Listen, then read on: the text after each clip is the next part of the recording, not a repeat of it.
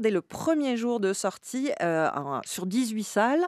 Il va réunir 15 000 spectateurs à Paris. C'est énorme.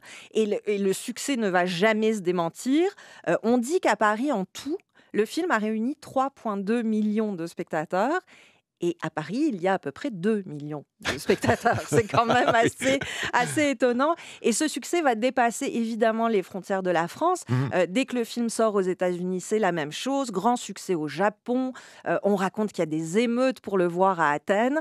Mais le fait le plus marquant, je crois, de cette histoire d'Emmanuel, c'est qu'il est resté à l'affiche d'un cinéma sur les Champs-Élysées pendant plus de 10 ans. Mais oui. Ce qui est complètement inimaginable aujourd'hui, et d'autant plus inimaginable que ce cinéma était devenu un lieu d'arrêt des circuits touristiques des bus qui sillonnaient Paris. Donc, un des arrêts, c'était d'aller voir Emmanuel, qui donc l'été a été montré dans une version sous-titrée en anglais pour que les touristes puissent en profiter aussi. En tout, on dit qu'il y a eu 26 déclinaisons d'Emmanuel. C'est allé jusqu'à Black Emmanuel, Emmanuel dans l'espace. On a tiré la corde jusqu'à épuisement.